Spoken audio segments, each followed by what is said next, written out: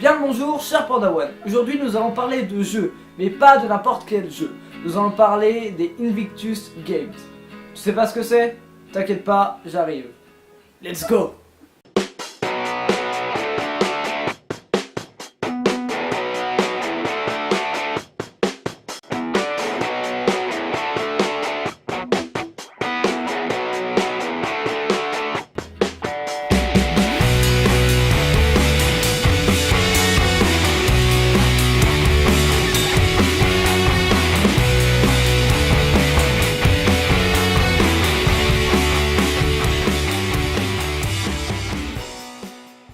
Les Invictus Games, c'est quoi? Les Invictus Games, appelés aussi les jeux Invictus, oui parce qu'on est tellement des brels en anglais qu'on est obligé de tout franciser, sont inspirés par les Warrior Games. Donc les Warrior Games, c'est quoi? C'est une compétition sportive inspirée des Jeux Paralympiques qui a été créée en 2010. Mais c'est une compétition entre vétérans, militaires et anciens combattants blessés américains. Même s'il y a aussi une équipe Royaume-Uni, une équipe Australie. Dans cette compétition, il y a des sports comme le tir à l'arc, la natation, l'athlétisme, le cyclisme, bref, il y a du choix. Le but, donner aux athlètes une opportunité de grandir physiquement, mentalement et spirituellement. Donc c'est déjà une superbe initiative, mais ça s'arrête pas là. En 2013, le prince Harry est allé aux États-Unis assister aux Warrior Games. Et là, il s'est dit, pourquoi pas faire la même chose avec le monde entier? Voilà comment sont nés les Invictus Games. Le nom Invictus, qui veut dire invaincu en latin, vient d'un poème du même nom de William Ernest Henley.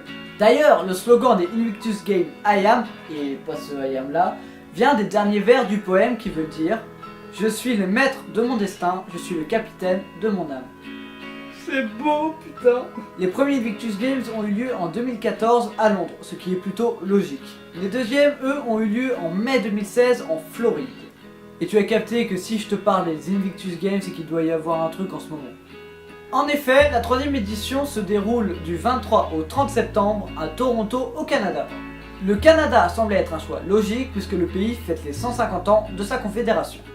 Mais cela marque aussi le centenaire de la bataille de Vimy, où de nombreux Canadiens sont tombés au combat lors de la Première Guerre mondiale. Justin Trudeau, le Premier ministre canadien, a ajouté que ces jeux étaient une bonne façon de rendre hommage à ceux qui ont tant sacrifié au nom de leur pays. À la cérémonie d'ouverture était donc présent Justin Trudeau, le Premier ministre canadien, qui symbolise donc les Pays-Bas. Mais non, t'as pas suivi ou quoi? Il est Premier ministre canadien, donc il symbolise le Canada. Le prince Harry évidemment est également présent, mais il y a aussi Melania Trump qui elle symbolise les États-Unis. Tiens, monsieur Trump n'est pas présent. Il doit avoir des choses très importantes à faire, comme jouer au golf par exemple.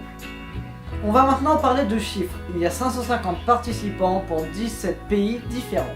L'Afghanistan, l'Allemagne, l'Australie, le Canada, le Danemark, l'Estonie, les États-Unis, la France, la Géorgie, l'Irak, l'Italie, la Jordanie, la Nouvelle-Zélande, les Pays-Bas, la Roumanie. Non, je ne ferai pas de blague sur la Roumanie, même si c'est drôle. Le Royaume-Uni et l'Ukraine. Pfiou, heureusement qu'il n'y a que 17 pays. Bref, on continue, il y a 12 sports différents. Et c'est reparti. L'athlétisme, l'aviron en salle. En gros, ils font de l'aviron sur des machines à ramer intérieures. Le basket fauteuil, le cyclisme sur route, le défi conduite Jaguar Land Rover. Outre le petit placement de produit, je pense que vous savez pas ce que c'est. En gros, c'est un défi d'habileté et de précision en voiture et en duo. Et si t'as toujours rien compris, ça te coûte rien d'aller voir plus précisément sur YouTube. Mais après cette vidéo, s'il te plaît.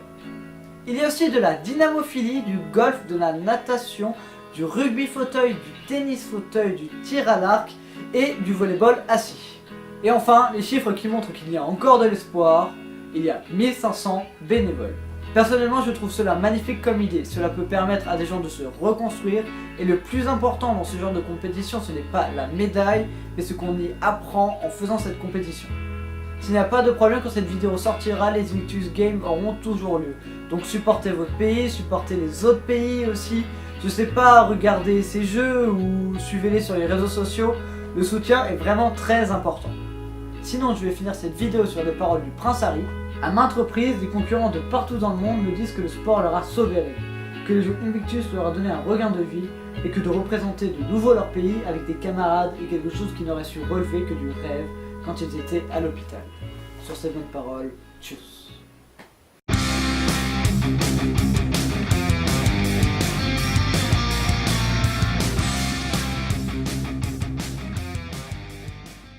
Mon CV, Maître Pokémon.